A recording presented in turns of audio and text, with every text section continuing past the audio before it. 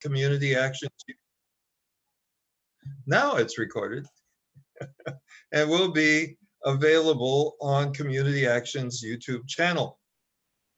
Parts of this event may be recorded and used by media outlets, although I don't see anybody here right now from the media. They may join us later. At the end of the program, 7 p.m., the three partner members will give announcements, and anybody else is invited to make announcements in the parking lot, which starts at 7 p.m., and that's an unmoderated time. Will be moderated by Amy for the first hour and a half. And the last thing to say is that we would like to recognize that we are meeting on the ancestral lands of Native nations. There are 11 federally recognized Native American sovereign nations in Wisconsin, and we acknowledge these indigenous communities who have stewarded the land through the generations and pay respect to their elders, those past and those present. So now it's time to start. And Amy, please lead us in tonight's discussion.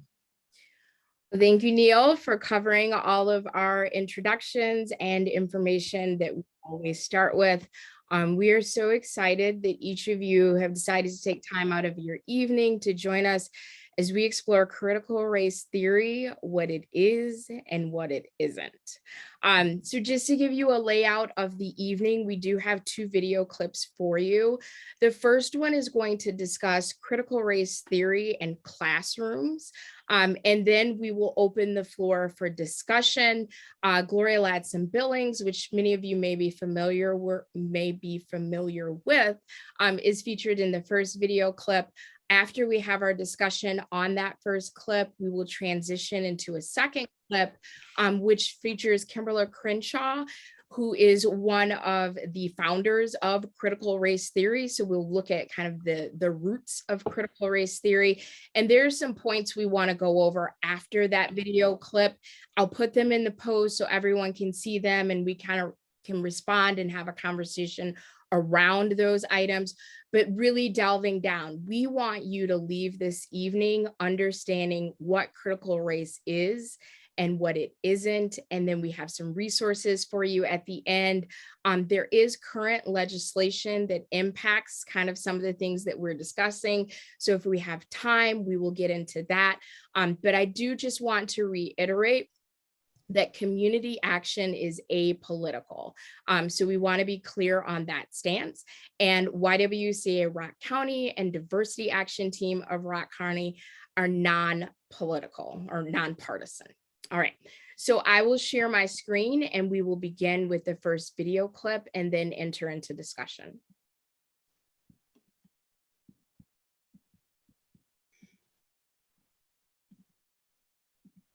Meanwhile, earlier this month, a group of state Republican lawmakers introduced legislation that would prohibit public schools, the UW, and tech colleges from teaching critical race theory, a decades-old academic theory that holds that racism is systemic, built into societal institutions since the days of slavery. Gloria Ladson-Billings is one of the academics who first applied the critical race theory to her education policy research. She's an emerita professor at UW-Madison and now the president of the National Academy of Education. But how does critical race theory cross over into today's politics? To that, we ask Emeritus Professor John Whitty. He's a UW-Madison education policy expert who says the concept is widely misunderstood. And they both join us now, and thanks for being here. My pleasure. Well, first to you, Professor Ladson-Billings. In layman's terms, what is critical race theory? It is an attempt to begin to understand racial disparity. If you look over the history of the nation, we started out in 1600 up into the mid-20th century, literally saying that the reason that there were racial disparities is because there were biological and intellectual deficiencies. We've finally put that myth to rest, and eugenics has fallen out of favor. I would say in the next few years, we began to look at issues of equal opportunity. So we had the Brown decision. Certainly we had Reconstruction, we had the Brown decision, we had the Civil Rights Movement, the Voting Rights Act, So we've had opportunities, but they all get rolled back. We can show you clearly in the history of the nation that we roll those back. So critical race theory is yet another way to think about, well, how do we understand racial disparity? So Wisconsin U.S. Representative Glenn Grothman has introduced a bill banning its teaching, saying the purpose of this retelling of American history is to try to set American against American, he says, and that, quote, the CRT curriculum that enlightened educators are regurgitating teaches our children to hate each other and hate their country. There are no boogeymen, he says, holding people back because of where they or their ancestors are from. Professor Lesson-Billings, what is your response to that? The boogeyman is that CRT is in K-12 schools. It's there as much as unicorns are there. It is not taught in the curriculum. And I would probably advise Representative Grothman to go up Baskerville and look at the plaque about sifting and winnowing, which cites an 1894 report that said this is a state that will not prohibit the search for the truth. They didn't want Professor Eli in the 1800s to teach socialism. I'm very heartened by the fact that we had the Joint Chiefs of Staff, General Mark Milley said the other day that he had read Mao Zedong, he'd read Lenin, he'd read Marx. It didn't make him a communist. So I think that this is, go ahead. Does critical race theory teach to hate white people? Absolutely not. In several of the interviews that I have done before, I've done interviews with print reporters, I've sent them articles I've written. And then when they contact me, I said, what in the article says that you should hate white people? They all agree. It's not there.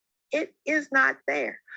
Professor Whitty, we know that President Trump banned any federal training in critical race theory, white privilege, or other what he called propaganda, a ban that is now rescinded. But was that directive the genesis of politicizing critical race theory? Oh, yes, it was. That, and of course, January 6th. I mean, which goes back to the whole problem. It starts with January 6th, and then Trump gets involved. But there are misunderstandings about, very different misunderstandings about what it means, I think. Well, Gloria, I think, has laid it out accurately. Different people just simply interpret it differently.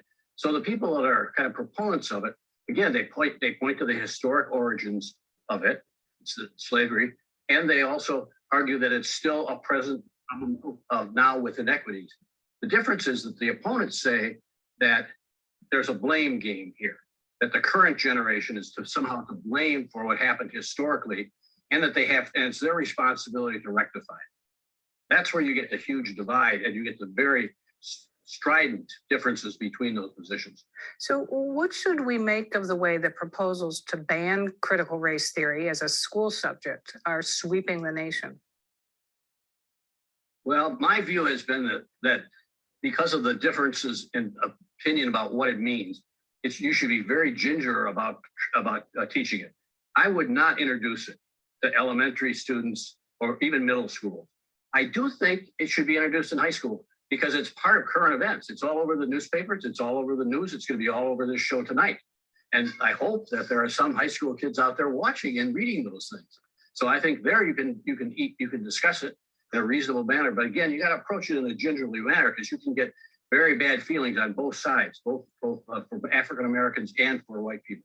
Well, Professor Lesson-Billings, though, is it part of school curriculum now at the K-12 level? It is not. It is not. I would not even introduce it in high school. It's a theory. And who needs theory? Graduate students. As having spent 27 years on the faculty of the University of Wisconsin, I never introduced it even to undergraduates. I work with graduate students who are looking for a theoretical frame to bolster an argument, and that's where it resides. Professor Whitty, you have said that you think actually a different term altogether should be used to discuss racial disparities. Why?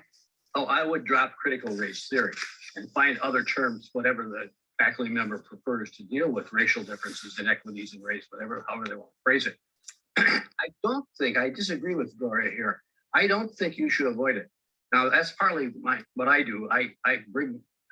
For my whole career, I brought in the most controversial things I could find. We talked about abortion, for example, at the undergraduate level, very heated issues. I studied vouchers, educational vouchers, a very heated issue in the education world. And I talked about it straightforward and both sides given. I think the same thing should happen here. I think, again, you have to be very sensitive to doing it. I agree with her there. I agree with that, because you got to always watch the faces of people to see who's being harmed and who's getting very angry. You can tell that when you have a discussion in a classroom, you can see it.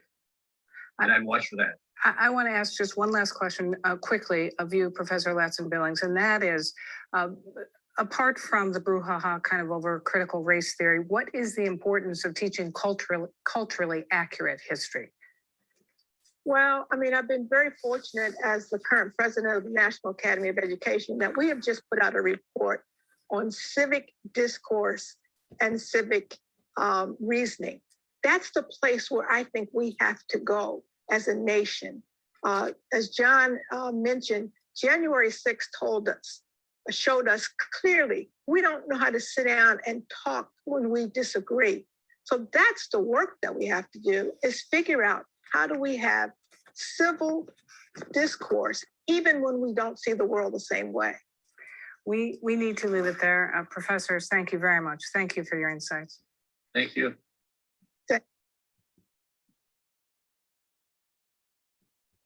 All right, so hopefully that opening video gave you a good framework and understanding of critical race theory and where it resides. I mentioned that we would go over a few items after the second clip, but I think now would actually be an appropriate place for them. So to help frame our discussion, I have 4 items that I just want to spark conversation with. So I'm going to open the chat and I'll put in the first. I'll read it out loud in case anyone doesn't have the chat open, and then we will open the floor for a discussion. So the first of 4 points is recognition that race is not biologically real, but is a socially constructed and socially significant.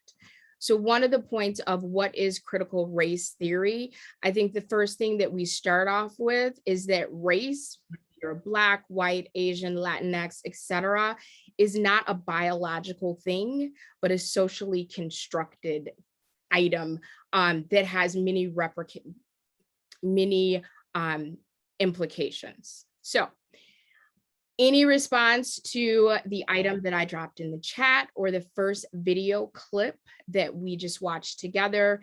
Same rules apply as every month. If you have a question or comment, please put a question mark in the chat and I will call on you so you can unmute so we're not talking over each other. If you have something that is in any way sensitive, you can direct message me. I will share the content without disclosing who the message is from.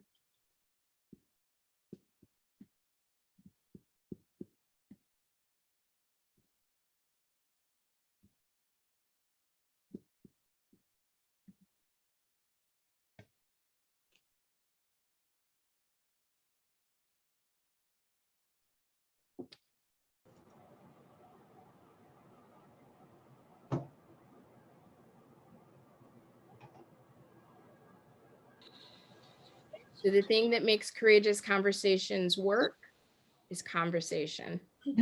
All right, Representative Spreitzer, I see your question mark. Please go ahead and unmute.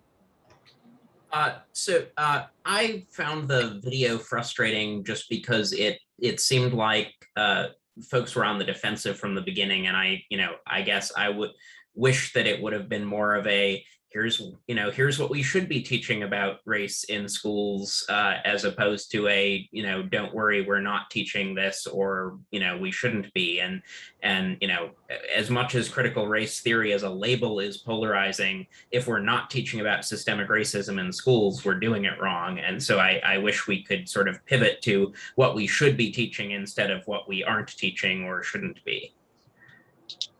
No, I appreciate that. And in an effort to maybe explain where some of that sentiment is coming from, I know just from personal experience of groups that I've worked with on diversity, equity, inclusion, and belonging work, we were literally having a training on systemic racism and white fragility. And there was a gentleman that joined and asked me why I was being so divisive in teaching CRT. And I said, sir, actually, I'm not. We're talking about systemic racism and white fragility. And his response was, exactly. Why are you teaching CRT? So I think because those many that oppose CRT kind of stick everything to it, you almost have to start with, this is what it is not. But yeah, I get your point, and I wish it was not that way. Mary, I see that you have a question mark. Please go ahead and unmute and join the conversation.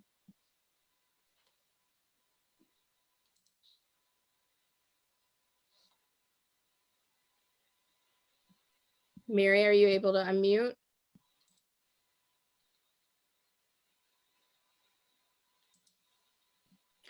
All right, no worries. We will come back to you. Teresa, go ahead and unmute, and then hopefully we can come back to Mary.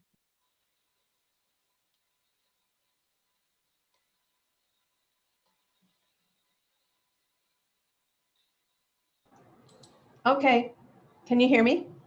We can. Okay.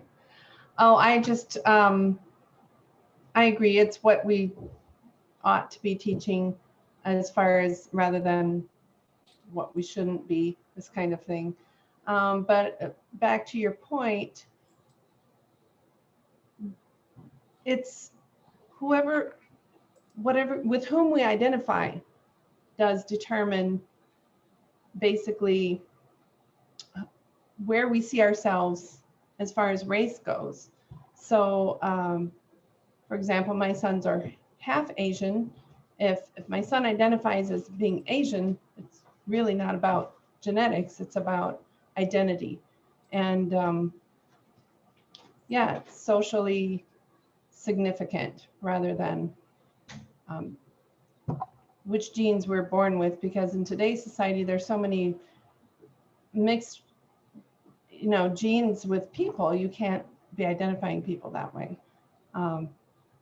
But yeah, it's sad that it has become somehow threatening to educate our children on the cultures of America. And we have to do this. We have to, let's call it something else, because obviously that's become a hot thing to say. So yeah, let's talk about cultures and how our history has affected our cultures. That's my point.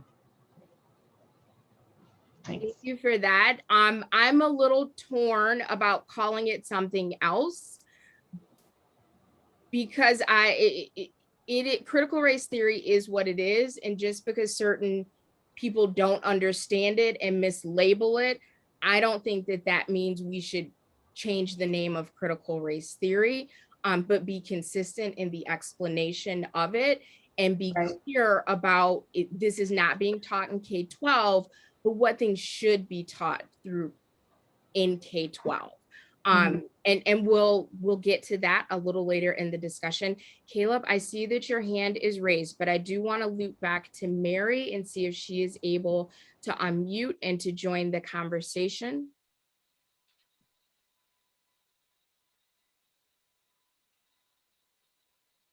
All right, I'll make myself a little note to come back to Mary. Caleb, please unmute and go right ahead. I agree with you about the, critical race theory is a very specific thing. I'm a doctoral student and I didn't encounter critical race theory until coming to graduate school. Prior to that, I taught K-12. My concern is that because anything related to racism and race has now in the popular media come to be labeled critical race theory. My concern is that if we don't, as you were saying, Amy, articulate what should be taught or what is being taught, that there might be a chilling effect on, you know, the sixth grade social studies teacher who has a student ask a question that seems like, ooh, that could be a controversial topic, and we're not supposed to talk about critical race theory. And I don't, you know, as a sixth grade teacher, I never learned what critical race theory is, but now I'm not supposed to be critical about things related to race. And that's my big concern, is that all things systemic racism will not be able, or will not, teachers will shy away from doing that for fear of you know, pressing against the system. No, thank you for those comments. I appreciate those. And for me, as a non-practicing professional educator, I say tell the truth.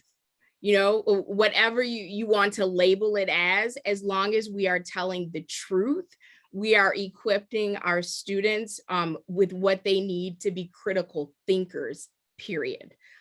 Neil, I see that you have a question mark. Please unmute and join the conversation. Hi, I was just thinking about, in terms of labeling things, what is it that's behind the people's objections to teaching critical race theory? What is it that hooks into people's emotions so intensely? I think if we can try to identify that, we might be able to figure out how to have a conversation about it. I have some ideas about that, Neil, but I want to open the floor and hear what others think. And once others have had an opportunity to share, I'll give my 2 cents. While we're thinking about that, Charlene, I see that you have a question mark in the chat. Please go ahead and unmute. Thank you. This is probably pretty simplistic, but I don't think I was taught in elementary school, throughout school, the truth about, for example, the horrors that slavery entailed. For example, taking the Native American children from their parents. I don't think I was taught a realistic picture of our history. And it seems to me that if we just taught the truth, we don't need to label it. To me, it's obvious. But if children started out knowing the truth of what happened to people, you don't have to villainize the people that were holding slaves. They were living in the time that they were living. To think that another person isn't human, you know, to me is just, you know, a horrible thing, but people thought differently. And I don't think we need to teach that this person was evil, just need to teach the truth. This horrible thing happened to this group of people. And it seems to me that as a child grows and learns more and more about that subject, then eventually, perhaps, we don't need critical race theory. Simplistic, I know, I'm uneducated, but that's my thought. So Charlene, thank you for sharing. So a couple things, and then Ms. Sloan, I do see that your hand is raised, so I will be coming to you next. I am going to drop a resource in the chat. It is a book that I just finished rereading. It's called The Half Has Never Been Told by Edward Baptist. Here is my disclaimer. It is a dense read. The content is traumatic, mainly because of its accuracy. It is The Half Has Never Been Told: Slavery and the Making of American Capitalism. My other disclaimer is that you cannot read this book straight. Let me just stick to me. I could not read this book straight through. One, because it is a long, dense read. And two, because there were several points when in reading, I thought I was going to be physically sick. So as my Courageous Conversations family, I want to give you that disclaimer. One thing that is very interesting about the construction of this information is the way the chapters are laid out. For example, chapter 1, feet, and then you move to head, right hand, left hand, tongue, breath, seed, blood, backs, and arms. The chapter seed is what really messed me up. So why am I recommending that everyone in this space and everyone read this book? I had my summer interns read it and I was like, did I just traumatize them? Are they okay? One of them said she learned more about American history and the period of enslavement from this book that she learned from years of American history, democracy, and government classes. It is a truth that all of us should wrestle with and sit with, and then formulate your opinions on your own after reading it. All right, so that's my first resource of the evening. Ms. Sloan, your hand is up. Please go ahead and unmute. Okay, thanks, Amy. Hi, everybody. I always have to take deep breaths before I speak because this is such a, this is difficult conversation. And I want to go back to something that Representative Mark said about what he heard in the video, which I believe, Mark, you said the speakers were defensive. And I want to kind of challenge that in a sense that I think what I heard, what I take to be is not only passion, but weariness. And oftentimes when African Americans speak, we're described as being defensive. But I think it's a matter of 450 years of oppression, trying to explain things over and over and over. And then because of the change in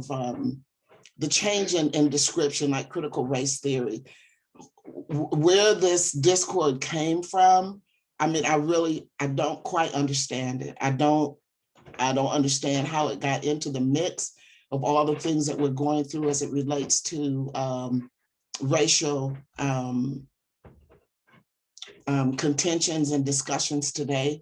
It's just another way to divide us rather than bring us closer together. So I just want to be cautious about saying that someone is defensive as opposed to being, now she's very brilliant, that's one thing. And I believe she's had to fight this fight much longer than you can probably even imagine. So I just want us to kind of distinguish the emotions from defensive to being very, very weary and emotional about it. But thank you, that's what I gotta say. Oh, one more resource, Amy, and I love that one, but White Rage by Dr. Carol Anderson also chronicles how long we've gone through this struggle for racial peace and harmony. Thanks, everybody.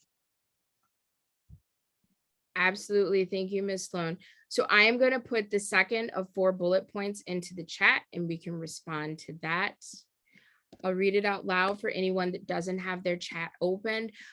So one of the other points of when talking about and understanding critical race theory is an acknowledgement that race is a normal feature of that racism, excuse me, is a normal feature of society and is embedded within systems and institutions like the legal system that replicate racial inequities.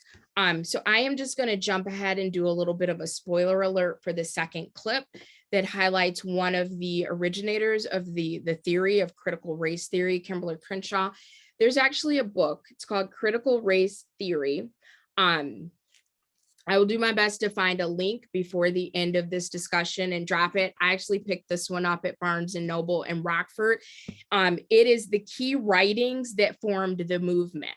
So critical race theory actually started over 30 years ago at Harvard in their law program. And the idea was Does the law correct racial injustices, or is racism embedded in the law and it may further exacerbate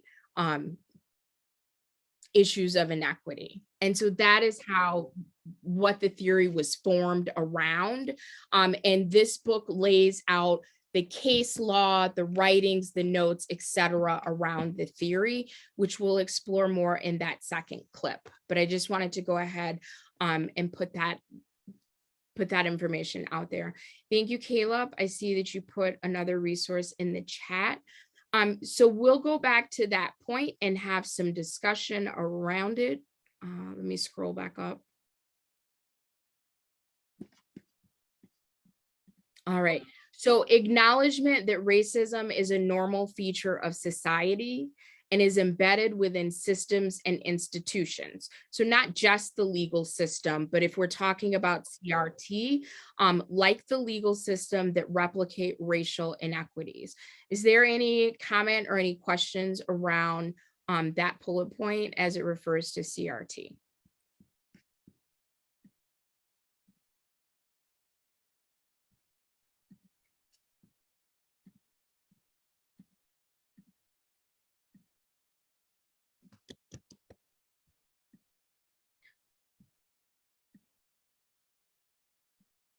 All right, it looks like Caleb, I think that question mark is new. Go ahead and unmute, please. I'm curious what exactly is meant by normal feature of society. What I take that to mean is that racism is embedded into all of our societal experiences. Unfortunately, we see it in education, we see it in financial institutions with who gets loans, who doesn't, redlining, etc. We see it in the legal system centered around critical race theory and kind of those writings and casework that is comprised in this book. You see it in every facet. I think Ibram Kendi put it simply is that we are not all the producers of racism, but we are all the consumers of it. And how does that impact us? How does that manifest? So that's what the point is getting to. Thank you for that question. Is that helpful at all? Yeah, I mean, like when I first heard normal, it's like, oh, well, it's just, it's normal to, have sidewalks or whatever. But I think it's actually more like, ubiquitous and everywhere, as opposed to like something we should be okay with because it's normal. Correct. Yeah. And okay. I think normal was used intentionally because when you look at white supremacy, not white supremacist, but white supremacy, which is just basically the idea or belief that white is the standard, the norm, the cultural standard, etc. That judging anything against what society has accepted as the norm, is it normal or not? All right, I see that there are several items in the chat. I'm just going to scroll through to make sure that I am not missing any question marks. If you have your hand raised and you're on this first page, I will see you. If you're on the second page, I may not. So please don't think that I am ignoring you. If you could put a question mark in the chat, that would be helpful so I don't miss you. All right, so the third of 4 points that we will discuss, I will put in the chat now. Rejection of popular understandings about racism, such as arguments that confine racism to a few bad apples. CRT recognizes that racism is codified in law, embedded in structure, and woven into public policy. Comments or feedback on that third point?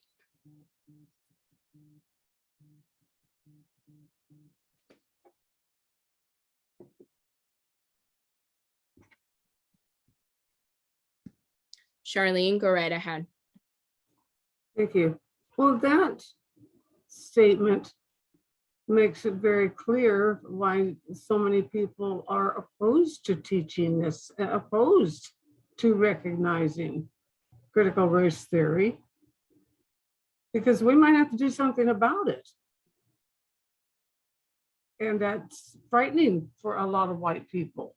You know, there are a lot of, white people, we're talking fact here, that have a lot of money and that are embedded in this system themselves. And are in a position that a lot of Black people or people of other races have not been able to attain. And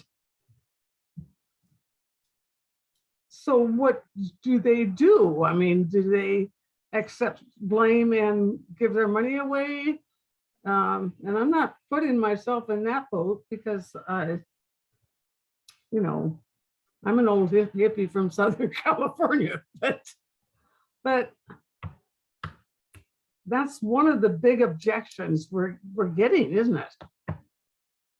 If we accept any blame, then what? Charlene, I am going to credit you. The chat has come alive. But I do have a resource, and I think you're on to something. And even if we set blame aside, so we're not going to say you're right, I'm wrong, etc., but just acknowledge the truth. I think that's very frightening. I have a couple resources. One is Me and White Supremacy by Layla F. Saad. And it talks about one of the key things with white supremacy. It's kind of like Fight Club. Nobody should talk about it because that's part of it. The system should be maintained without alerting anyone that the system exists. Because if you address that some people have an easier time, a leg up, advantages unearned that other people don't, then that's a benefit. It's not just solely your doing that you have arrived, you have achieved, etc. And then the flip side of that is if you have been benefited, who has been held back? And again, once you start talking about it and acknowledging it, then the next logical step may be, hey, what are we going to do about this? So Neil, back to your point, that may be why there is such ferocity about we cannot teach CRT in schools, which the irony is it's not being taught in schools, but other truths are. And is that problematic? All right, I'm going to stop talking. I have Gina, Barb, and Neil in that order. Gina, please go ahead and unmute. Thank you. Hi, everyone. Anytime I typically see these comments on Facebook or where have you, I always see people say, I had nothing to do with what's going on in the past, right? So in my mind, when you are teaching CRT, it's about people then come to this realization that they are participating in systemic racism. They're participating in that system and they are benefiting from it. And when you have to accept that you are a willing participant, well, maybe not necessarily, well, you are a willing participant if you're not willing to do anything about it. You are a willing participant and you are also benefiting from it. That is what folks are not wanting to accept. So it becomes the la, la, la, la, la, I don't want to hear it, right? And that's what is so scary to so many people about teaching CRT in classrooms. So that's what I have seen a lot of the conversation being about when people are talking about it. Excellent points. Thank you. So I do have another resource. It's The Sum of Us by Heather McGee, and I'll drop it in the chat in a minute, but it talks about the zero-sum game. And one thing that we've been discussing that if what we're saying is true, then I think that destroys the idea of meritocracy. And you just pull yourself up by your bootstraps. And if you work hard and make good choices, you're going to be successful. Well, that's blown out of the water if you take into account systemic racism and unconscious and conscious bias, et cetera. And all things are not equal. We are not starting with a level playing field. So just some things to think about. The book, The Sum of Us, talks about the theory of a zero-sum game. And if you benefit, or if you benefit, then I must be losing. And I don't want to lose, so I cannot allow you to benefit. So I will drop that in the chat if anyone is interested. Next, we'll go to Barb. Well, I think Gina just said most of what I was thinking, maybe better than I would have. So I'll just say that I do think that for many of us who are older who didn't have a clue and found that out at an older age, for some people that's very threatening, like admitting that they, didn't get something their whole lives, where some of us, it's like, okay, then let's move from here, but not everybody can do that.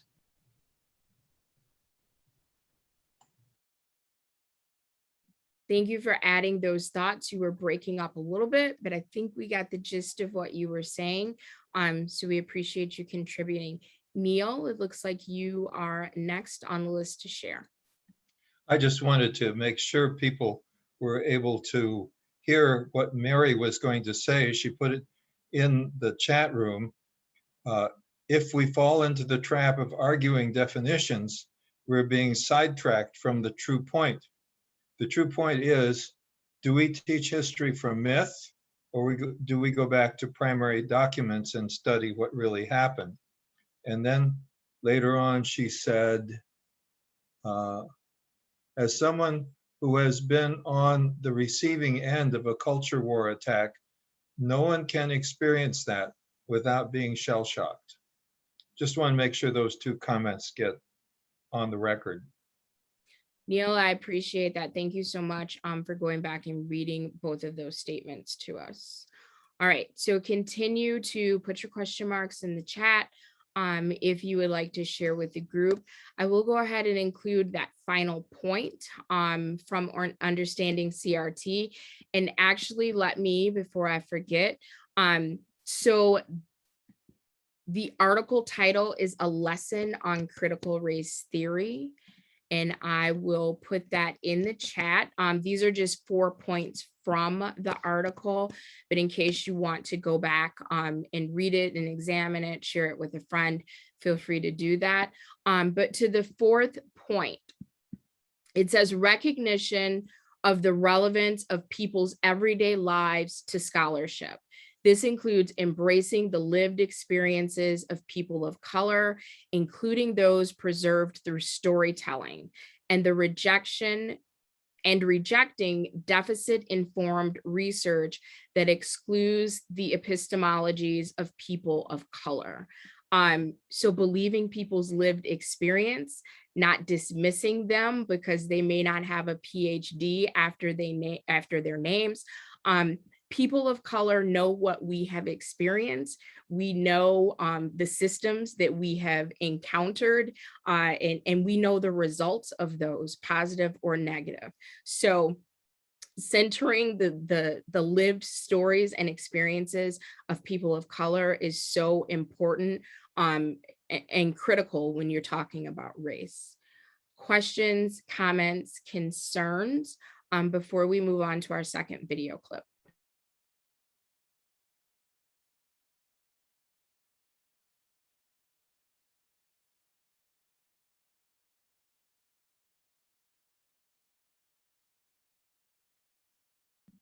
All right, thank you to everyone who is sharing in the chat and dropping those resources. Hopefully everyone will save the chat before we end this evening.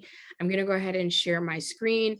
The second video clip is an interview with Kimberly Crenshaw, who again is one of the founders of critical race theory, and she will be able to explain how this came together at Harvard.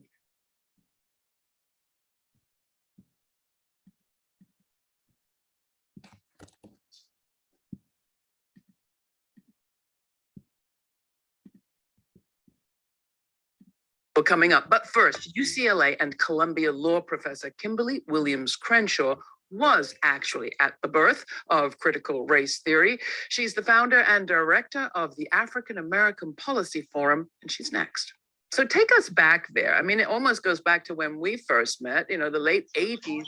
You were with a group of people talking about this, professors mostly, and you authored a Harvard Law Review piece that in some quarters is called the kind of manifesto of critical race theory. Can you talk about the conditions of that time and what gave rise to this work? We were, Laura, part of what I consider the second generation of civil rights activists and students. We occupied the institutions after the sort of formal segregationist period was deemed to be over. Many of us had gone to Harvard Law School to study with Derek Bell, author of the famous Race, Racism, and American Law, only to find that he had left and that there were no plans to teach his course. So our goal was to seek the kind of education that would allow us to be helpful in the ongoing struggle for racial justice, the ongoing struggle to dismantle the consequences of white supremacy. And there we learned not only that this elite institution was completely disinterested in educating us to fulfill those roles, we also learned that the thinking about the relationship between race and law was dramatically underdeveloped. So critical race theory grew out of this second generation civil rights formation, looking at how race and racism wasn't just an issue that the law sometimes came in and tried to provide remedies against. The law was often the thing that created the very problem that it was then purporting to solve. You know, the very idea that race is a natural category is a false idea. Race is what we call socially constructed. Namely, race is a product of laws, of practices, of institutions, and law itself actually helped constitute what race means. Law made the fiction of race materially real. So when these critics of critical race theory say that we're the ones that believe in race essentialism, it is evidence, you know, that they have no idea what they're talking about, or if they do, they don't mind lying about what our project really is. I mean, I just have to point out that when Florida Governor Ron DeSantis refers to his own standing up in favor of educational viewpoint diversity and against what he described as a stale ideology, he's referring to something that is relatively new, that was quite controversial at the time, has been around long enough to be stale. And although you've been very expansive here, it's not generally the stuff of K through 12 education. Yeah, I mean, you know, if I had my book with me, I would hold it up and I'd say, do people really think that this big red book is being taught to second graders? I mean, it's a ridiculous, you know, claim, but you know, they are not bound to the truth in any way. In fact, one of the main agitators has said, you know, he doesn't give an expletive about what critical race theory really is. What they realize is that this is a container into which they can pour all of their anxieties, all of their anger, to distract and deflect from the fact that there really is no agenda that the Republicans have other than holding on to power and trying to make it permanent. And they're doing it in a classic way. You know, they're suffocating democracy and they're saying, hey, look over there, critical race theory. And unfortunately, too many people are falling in line. You know, I think, Laura, it can't be surprising that the base is easily mobilized in this way. What is surprising, and I think it is something that we really have to talk about, is what are the conditions of possibility such that this attack has happened in a way that the other side is completely unprepared to respond to. Why is the fight over school curricula and funding and teaching so important to the right? Public education remains the most significant public institution that shapes how Americans think about the country, think about its history, think about its future. Brown versus Board of Education said it clearly. The reason why integration was so important is that education is the key to preparing people to participate in what we want to call ourselves to be a democracy. So you know, I think there is some agreement about that from left to right. Another way of putting it is there's agreement about the idea that the truth will set you free. Where we divide is that our side wants to teach the truth and the other side doesn't. So this is a classic move. The right creates the story, often by lies and disinformation. They then are able to mobilize outrage, you know, around the lie. And then when mainstream media come along, they just report the controversy rather than how the controversy itself was produced. So we know it now. We've seen it. We've seen it now play out in 6 months. My hope is that since we've seen it so many times before, we're not going to do the okie doke this time. We're going to say, we're not going to let you define what critical race theory is any way you want so that we all go jump ship. We're not going to let you poison what beauty is being produced in our citizenry by people demanding to know more. We know truth will set us free, and we are determined to create the classrooms and the information that our citizens need to actually be able to fully participate in this democracy. I mean, how do you feel to be under attack like this? And what's helpful? No academic wants to see their life's work being thrown around like a political football with no sense that one has to engage the ideas on their own. Nobody wants that to happen. And yet I have to also say that nothing creates more demand to understand an idea than officials saying that the ideas have to be banned. So bring it on. Yeah, so there is that. The good news is more people have heard of critical race theory in the last 6 weeks than heard about it over the last 30 years. So that's the good news. The bad news is they were introduced to it by, you know, the right. And so the negatives are high. Our goal is to come along and say, you want to know what critical race theory is? Let's talk about critical race theory in practice. Let's talk about critical thinking about race that's happening in your children's classroom. And if it's not happening, let's talk about why it needs to happen. So, you know, when you say what helps is, first of all, media not asking us to eat from a table that has been set by the right. And that's what's been happening for the last several weeks. Like, what is it about you guys that they don't like? You know, what is this critical race theory, rather than what is it that is motivating the right to pour all their grievances into this frame? Who's behind this? What's the money? What's the end game? And I think the other thing that is incredibly helpful is when teachers and students and parents start telling their stories about what is happening in classrooms that open the eyes, that allow us to understand our history for what it is, to imagine different futures. It's helpful to tell the stories about, you know what, I knew nothing about the Tulsa massacre, and I went to a high school in Tulsa.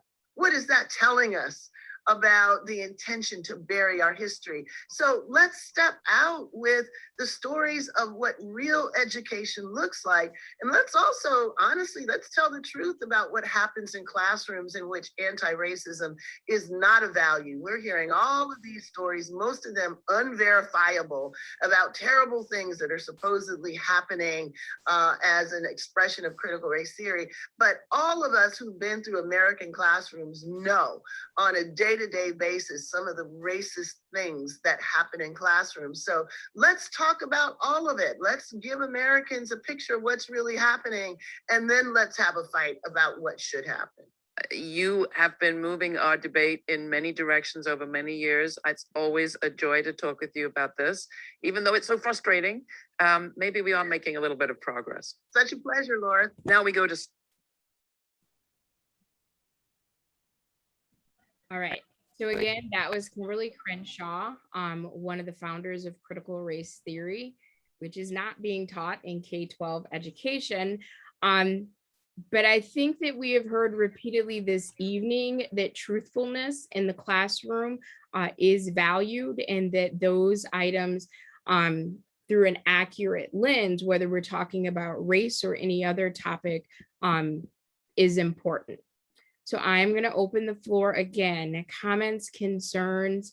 What are your thoughts of either the second clip, or feel free to go back to the first clip that we watched?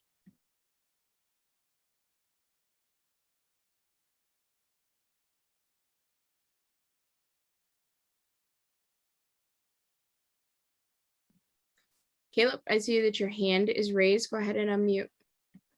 I thought Professor Crenshaw said something that I thought was really interesting, something to the effect of thinking critically about race is not the same thing as critical race theory.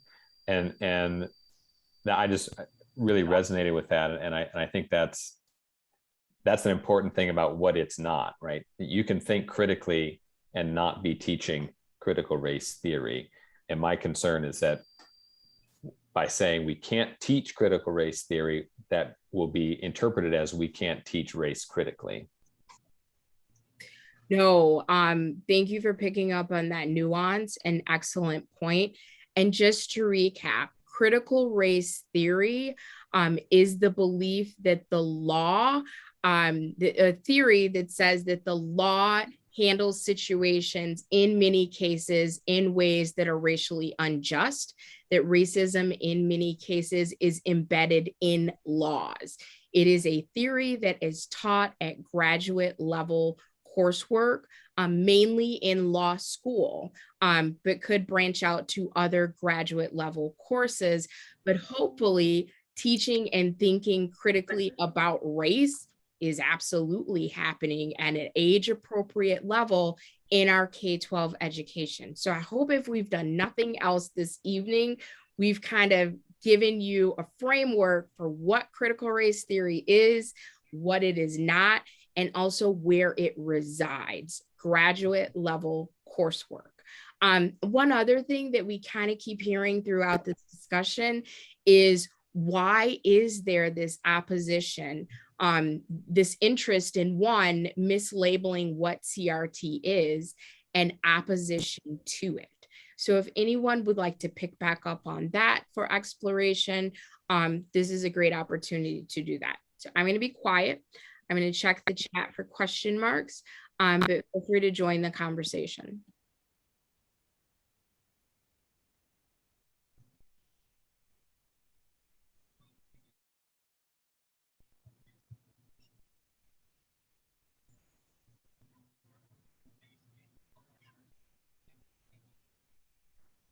While we wait, Neil, I do have that link from the Washington Post. I'm going to go ahead and drop that in.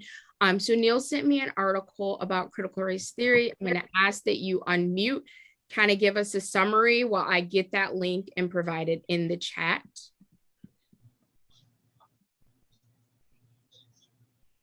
The gist of it, as I recall, is that the whole controversy was designed to stir people up, and that it did a good job. It did what it was supposed to do. And I, I hope that you can open that, because sometimes when you click on something like that, it says, whoops, you got to subscribe. And so hopefully there will be another way to find it. And I have a Word document of it, so in case somebody wants to receive it and can't access it online, let me know. And Okay. Neil, I appreciate you sending it to me. I think I was all out of free reads for the Washington Post, so it was mandating that I specifically subscribe. Hopefully everyone else is not out of free reads, and you can click on that and you'll be able to view it. The other disclaimer that I just want to be clear about, especially in that second clip, because politics and political parties and individuals in parties was referenced, community action is apolitical. They don't have a thing to do with politics. YWCA Rock County and Diversity Action Team of Rock County are nonpartisan. So I just want to be clear about that. But I did feel that it was important, if we are talking about CRT, that we do definitely hear from one of the founders. All right, Teresa, I see that you have a question mark. Please go ahead and share. Yeah, so I feel I want to get back to that point, you know, and what you had brought up, that it is about power and it is about preserving the status quo and keeping the power in certain hands and in certain circles. And it's a whitewashing of our American history in the education system. It's really shocking for all the work that the civil rights movement went through to open up education and create awareness. It's really frustrating. But the truth is uncomfortable and unpalatable sometimes. But the frustrating thing is, have we really become emotionally wimpy? Or is this, you know, the way I see it, is just an excuse to push a one-sided, narrow-minded ideology? Well, Teresa, thank you for calling us out to the carpet. I think everyone's gonna have to answer that for themselves, but I think it's a great question. Jill, I see that your hand is raised. Also, Sally, I see that your hand is raised. So we'll hear from Jill and then Sally. Okay, can you hear me? We can. I'm trying to clarify that it's appropriate to teach about the theory at the graduate level, and I would agree with that. I'm wondering about specific suggestions for how we would teach the truth when it involves racial issues. For example, maybe the truth about the first Thanksgiving. I'll pick on Thanksgiving. And wouldn't that be appropriate for third and fourth graders? My personal opinion is that the truth is always appropriate. The truth is not a theory. It's just accurate. It's the truth. And I think that it is always appropriate to tell the truth at an age appropriate level for the person or group of people that are receiving it. So my response is yes. If there's anyone that differs or would like to add, please feel free and unmute after we hear from Sally.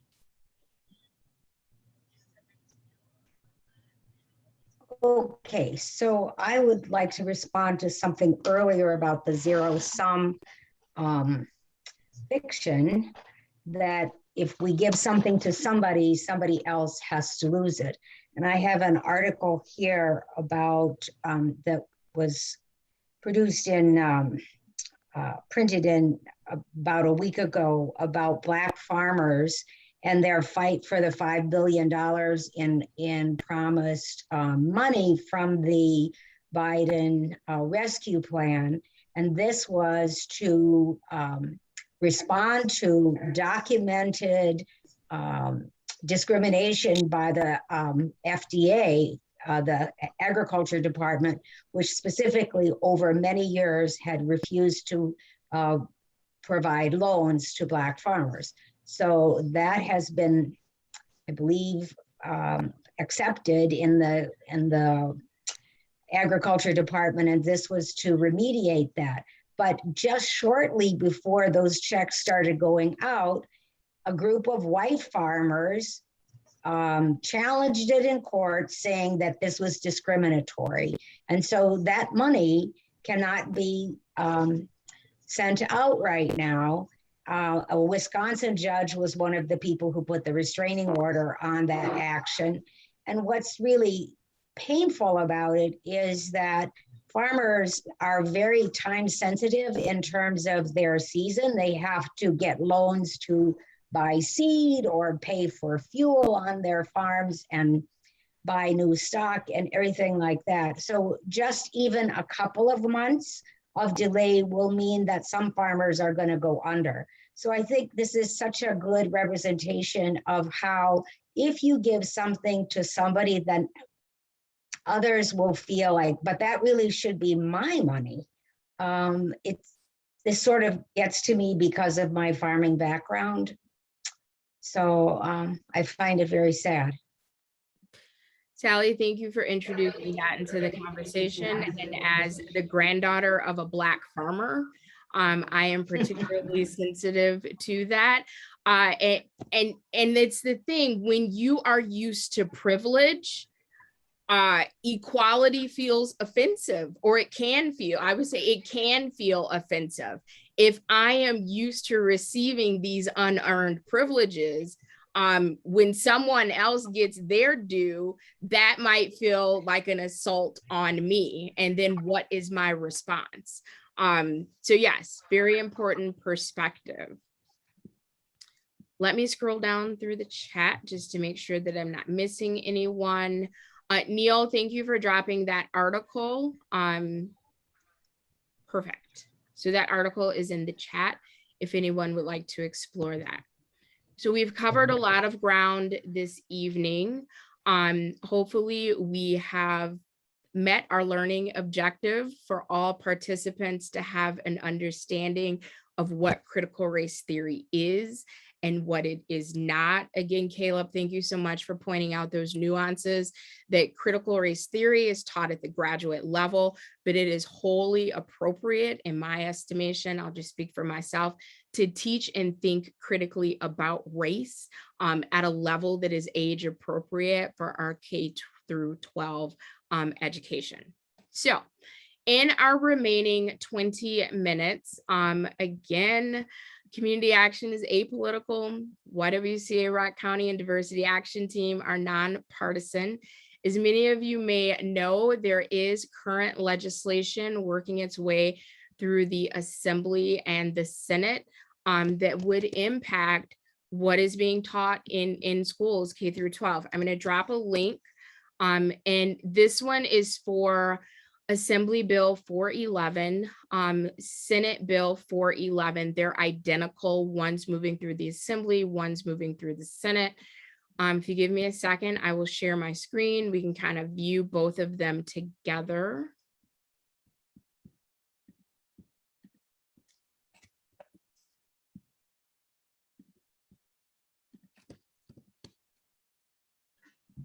While she's doing that, let me just say, there's a lot of stuff in the chat room, and if you're like me, it would be a lost cause to try to copy it down. So there is a way to save the chat to your computer, and the way you do that is go to the to area, and to the far right of who the chat is to is a word called file, and if you click on the file, then it will say save chat, and you can click on the chat and it will come back. It will stay save on your computer. Then you just have to find it, but probably if you look for Zoom on your computer, you'll find it. Thank you, Neil. I appreciate you giving me some time to pull this up. So this is Assembly Bill 411, which is currently in the Assembly. Senate Bill 411 is identical. So if you've read one, you've read both. We are not telling you how to think or feel about this bill. We're just pointing out some of the information that is contained in the bill. So I put the link in the chat, so feel free to click on that at your leisure. So it gives an analysis of the legislative reference bureau. But if we scroll down, it talks about some of the content that's included in the bill. So instruction and employee training regarding race and sex stereotyping. So they have A through E there. I'll go through those quickly. One race or sex is inherently superior to another race or sex. That seems pretty straightforward. An individual, by virtue of individual's race or sex, is inherently racist, sexist, or oppressive, whether consciously or unconsciously. C, an individual should be discriminated against or receive adverse treatment because of the individual's race or sex. D, individuals of one race or sex are not able to and should not attempt to treat others with respect, to treat others without respect to race or sex. E, and we're nearing the end, an individual's moral character is necessarily determined by the individual's race or sex. We go to F, and we'll stop at H. An individual, by virtue of the individual's race or sex, bears responsibility for acts committed in the past by other individuals of the same race or sex. G, an individual should feel discomfort, guilt, anguish, or any other form of psychological distress because of the individual's race or sex. And H, systems based on meritocracy or traits such as hard work ethic are racist or sexist or are created by individuals of a particular race to oppress individuals of another race. So what I wanted to highlight is G. An individual should feel discomfort, guilt, anguish, or any other form of psychological distress because of the individual's race or sex. All right, I'm going to stop sharing so that we can see each other, but the link is there so you can go through the bill for yourself and come to your own opinions. But this leads into, oh, thank you, whoever put that in the chat. How can we think and teach critically about race? And if it causes someone discomfort, does that mean that that teaching or critical thought about race should stop? And in my opinion, what this bill could do is to end all teaching critically about race or gender that makes anyone feel uncomfortable. And as Neil so eloquently read to us, one of our 4 agreements, and I'm paraphrasing, is to expect and be okay with discomfort and lean into that, because that's how you grow more times than not, is when you are uncomfortable and you press through anyway. So a lot of the things in that bill I agree with. I don't think people should be discriminated on based on their sex or their race. There's lots of things that I am aligned with, but what causes me personal pause is that no one should be made to feel uncomfortable or experience anguish, distress, etc. Because what if that happens? Does that mean that the critical exploration of race stops for everyone? So something to think about. I'm getting a message that there's new information in the chat. All right, that is the copying of that. So what we're going to do, which is a little bit new, and again, Community Action is opting out of this as being apolitical. They do not encourage you to contact anyone about any political issue, etc. So out of respect for our partner, I just want to be clear on that. The Y and DAT being nonpartisan, we can give you information to contact your local legislative officials, but we will not tell you what to think about it, what to say to them, if you should communicate with them or not, etc. But I encourage you to, at your own free time, go through SB and AB 411. I did set aside, I think we had Representative Spreitzer. I'm not sure if he is still here, but I am going to put for Rock County, our representatives. So there's the contact information for Representative Spreitzer, for Representative Lautenbach. I will also put our Senate representatives, so it's Senator Ringhan and Senator Noss. So that information is in there in the chat. Feel free to reach out and express your opinions. I am also going to put information for local school boards. If you want to reach out, I think I covered everyone throughout the county, but this is not only impacting what could be taught in our classrooms, K-12, but also professional development. So what critical thought and implementation about race that our educators are able to receive through professional development or professional learning committees, communities, PLCs. So hopefully we have given you information that is helpful. I am going to stop talking and see if there are any reflections or questions. Real quick, Amy, I noticed that we don't have the representatives for Milton and for Janesville in that list. So if somebody could look those up and put them in the chat, that would be great. Please.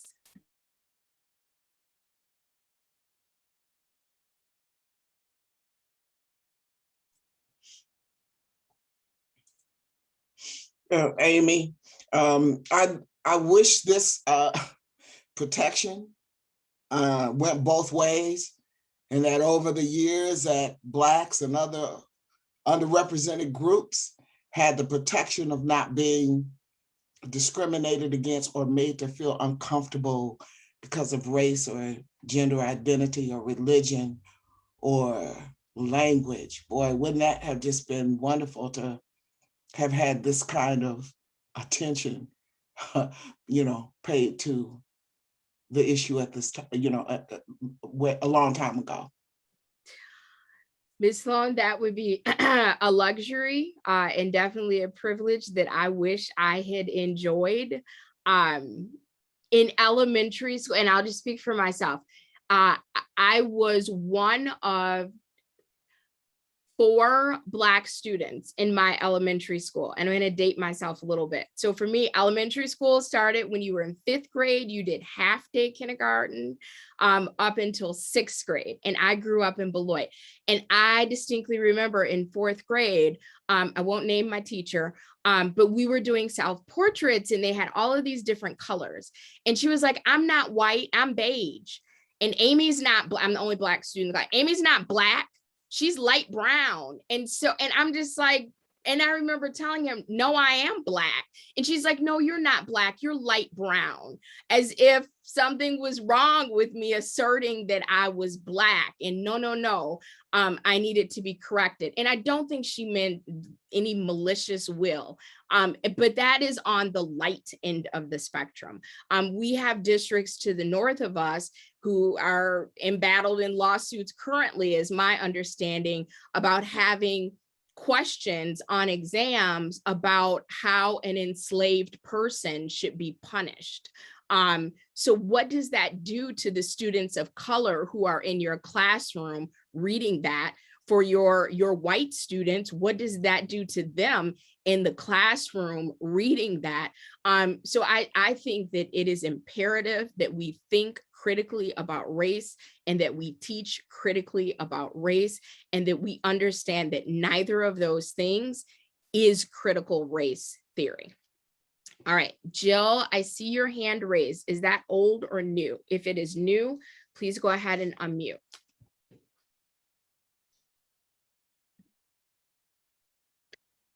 That last example was exactly what I was talking about. And yes, my hand was raised again. I do think that in a basic way of telling the truth, kindergarten, 1st grade, children should be taught the facts, whether it's about their own skin color or whether it's about why we're celebrating a certain holiday, especially if they ask. Thank you. No, absolutely. Or should we be celebrating certain holidays? And what is the truth and the fullness of truth behind the holidays that we're celebrating? So yes, and we can't be afraid to ask those questions and to explore them, and to possibly challenge the responses that we receive. Thank you to everyone who is putting information in the chat about representatives. Please do go through and read the chat, pull that information, respond to those that represent us. I sit on school board, so I include myself in that. I love to hear the feedback. We have about 9 minutes left. The last few minutes we're going to save for announcements, of which I have none, which I know is a shocker. I don't have any announcements this month. But if my friends at Community Action or Diversity Action Team do, I do want to save some time for them. So in the next 5 minutes or so, what other questions, comments, concerns? What do you do with this information? Who do you share it with and why? Who do you not share this with and why, if you're brave enough to share that? I'm going to stop talking, put a question mark in the chat if you want me to call on you, so you can unmute. If you have any comment that you feel is sensitive in nature, feel free to direct message me. I'll share the content without sharing your name.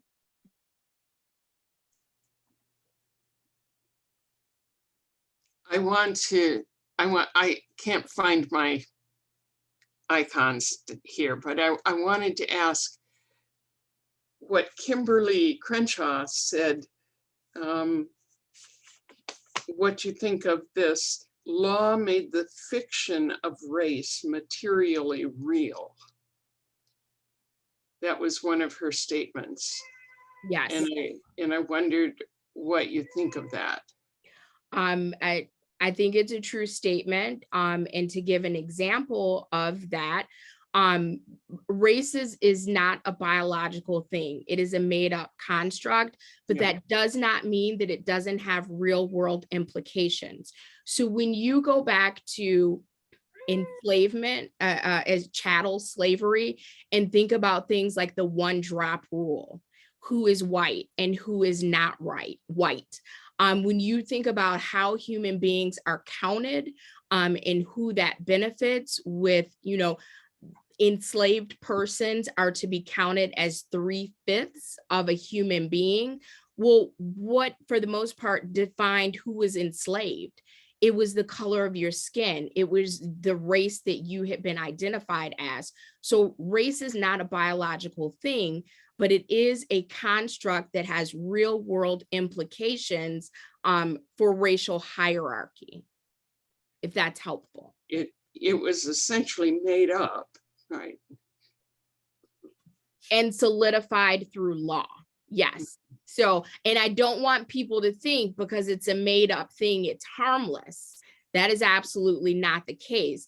It's a made up thing that, just in my opinion, has been weaponized through law. Yeah.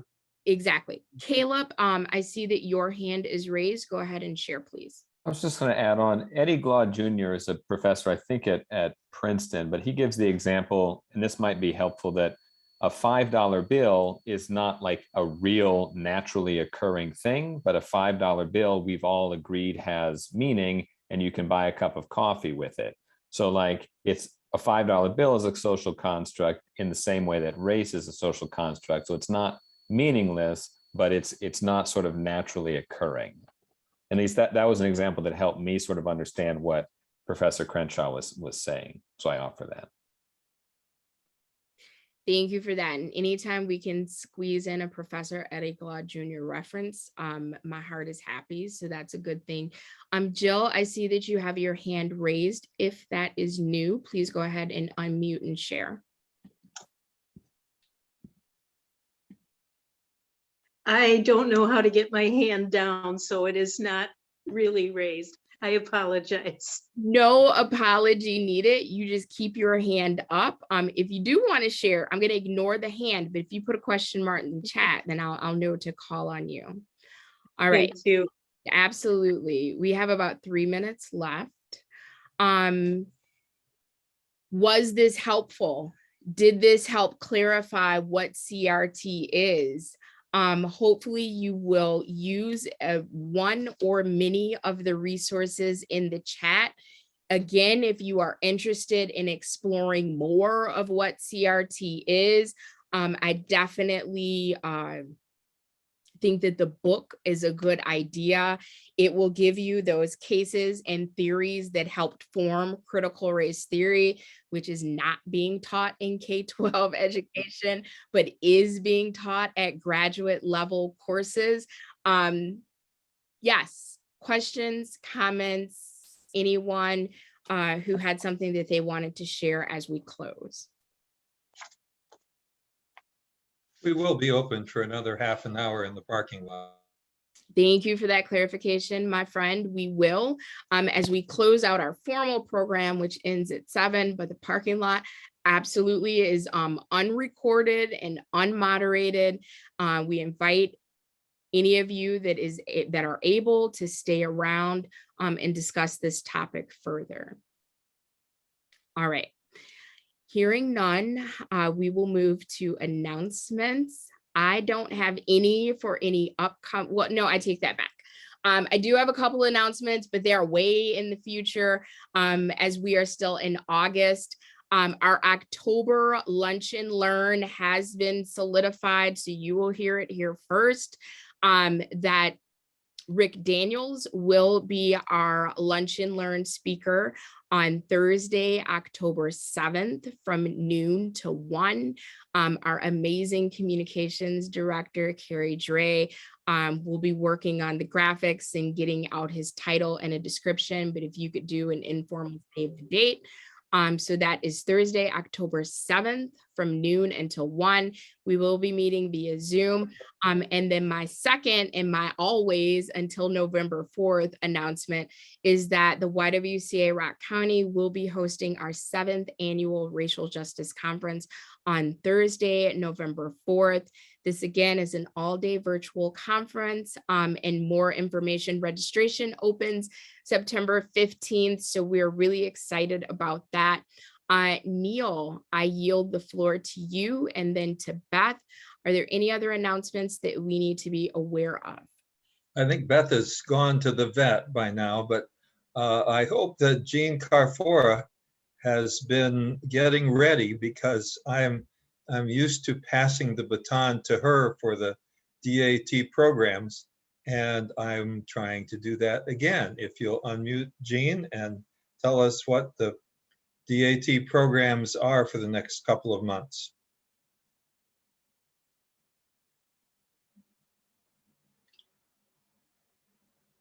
Well, I'm not seeing her. There she is. Okay. Here I am. Yes. Our September Diversity Action Team program will be at the Hedberg Public Library, and we're focusing on speed friending, which means we'll have an opportunity to meet new people, and we invite old faces to show too. We've always had such a caring community, and the last year and a half, because of COVID, it's been a real challenge since we haven't been able to see each other in person. So this is our first program of the new year, and you know, it's just really an awesome time when we can get together and share common ideas and discuss things like this. And I would like to thank Amy and Neil so very much for bringing this insightful information. What's the date, Jean? It is September 16th, and it'll be from 6 to 7:30 at Hedberg Public Library in Janesville. So for any more details, go ahead and check our Facebook page. Thank you so much, Jean. And you are going to have the final word with that announcement this evening. It is 7 p.m. That ends our formal discussion. I am going to go ahead and end